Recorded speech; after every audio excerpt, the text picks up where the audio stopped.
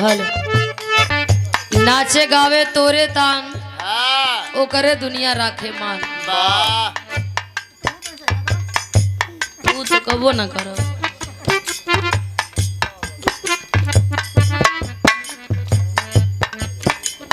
बड़ी शांति से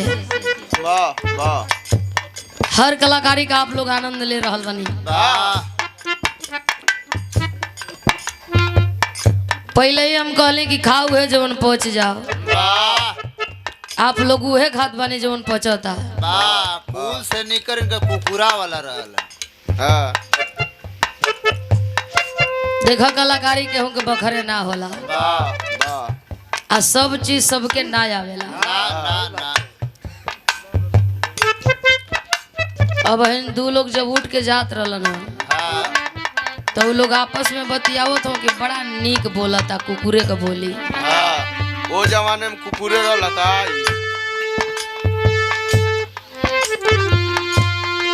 हम सुनली है तो अपना मन में ये दहौने है कि भाई सही बात बा। सब चीज सबके बस के ना होला। सबसे खतरनाक तो लंगड़ा कुकुरा के बोलिए जौने का टंगरिया टूटल है। अरे पूर्व जन्म का बात रही। सही बात बा। उछल तो पाई ना बेचारा लेकिन अपन धाक धूक बनौले रही। एक जगह से मोच बताओ फेरी। बहुत बढ़िया लगल, बहुत अच्छा लगल। जौना बदे आप सब बुलौले रहे। भरपूर एंटरटेनमेंट आप लोगों ने करौली यहाँ के। कुकुरे वाला एगो काका कहत हो कि नहीं पर हम रुकल बानी नहीं पर मने कलाकारी को। अच्छा हम कहीं कि नहीं रुकल। अब हम दो चार को कुछ बोली बाकी बा कुकुर के हो गए। वहाँ के बताओ थे कि अब गधो को बोली बोले गधा का फिर सियारे का बोली बोलेलन। ऊँटों का बोली बोलेलन। बनरा का लाश में बोली। तो वो लोग आप लोग सुनिए के जाइल जाई। 2-4 मिनट हम सोहर गा दी आदेश बा भाई साहब के। फिर गधा वाली सुना लोग जरूरी भाई जो उन पचे हुए खाए के चाहिए। हम ऊ कलाकार हैं। वो तो समय बा कभी नाव पानी में कभी पानी नाव में। तो जवन पचे तो उन्हें खाए के चाहिए। हम बार बारी बात कहब। भैया बैठल वन कुल हो गई अब सोहर होई।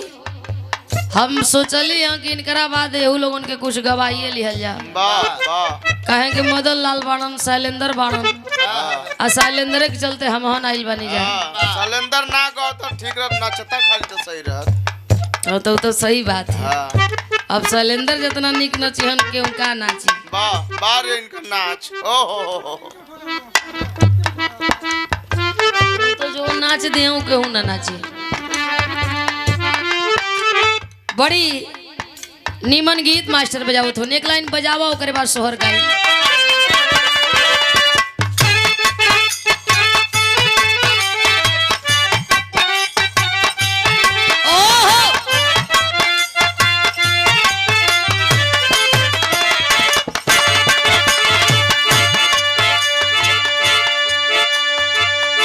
छोड़ी के जवानी में नौकरी करेला। छोड़ी के जवानी में नौकरी करेला। कितना रुपया तू पावेला। छोड़ी के जवानी में नौकरी करेला। कितना रुपया तू पावेला। छोड़ी के जवानी में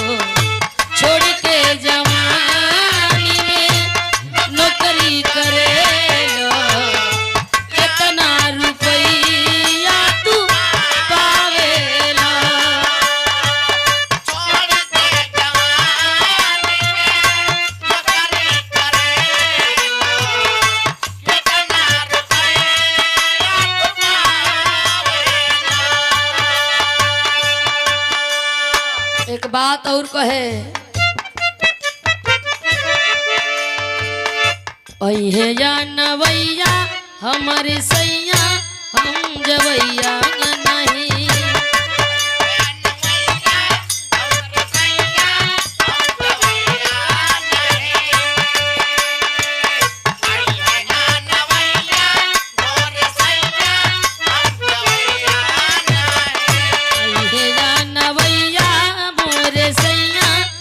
जवैया नहीं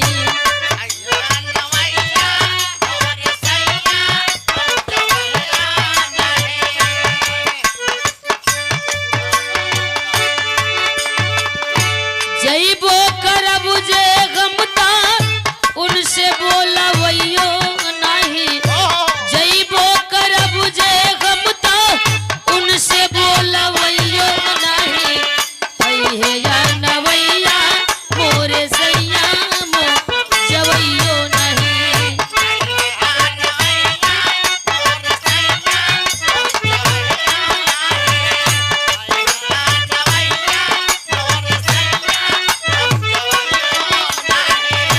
ज्यादा जे खोदी है खदी है अहुरी परेशान करी है अहुरी परेशान करी है बोलबो करब ता करवटी ओहर फेरा